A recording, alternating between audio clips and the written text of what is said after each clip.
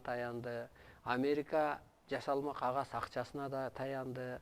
Россия нефтигасына, мисалга, кемчини өзүнүн бир оружиясына таянып, азыр атага бала баш ийбей, энеге кыз баш ийбей, улууга көчөдөгү эле улуу адамга кичик баш ийбей калган мезгилде ошондой Кудайдын кудуретин, отун, энергиясын бермейинче бир адамга бирикмек эмес. Ушуну эсиңиздерден чыгарбаңыздар. Арстаналай бул теңирдин теңи. Арстаналай көктүн өзү. Арстаналай көктүн сөзү. Арстаналай көктүн оозу. Арстаналай көктүн ою деп берилет. Арстаналай адамзаттын куту деп.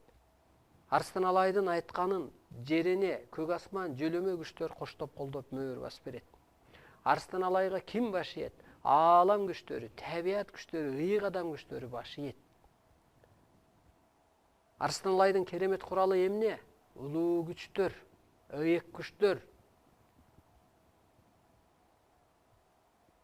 Мына ошо мен сүйлөп атканда ааламдагы ыйык күчтөр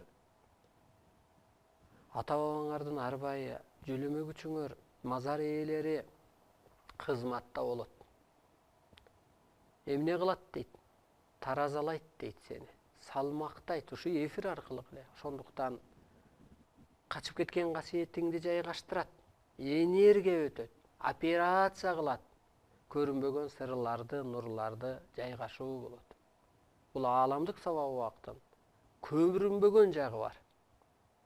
Анан көрүнө жагы бар. Көрүнө жагы сизди ойготот, өстүрөт, духуңузду көтөрөт. Көмүскө жагы ааламдык сабагында аалам күчтөрү, арбайлар, Кудай анын улуу кызматчылары, ата тектин арбайлары, мазар ээлери жөлөмө күчүңөр кызматта болот. Ар кимдин ордуна, кудуретине, касиетине жараша калыптандырат. Улуулук, арбайлык сыпатка касиет жайгаштырат. Эки көзгө көрүнбөгөн бийонур энергия аркылуу пенде кутучак операция жасалат. Эки көзгө көрүнбөгөн сырлар, нурлар берилет. Чоң тазалануу болот.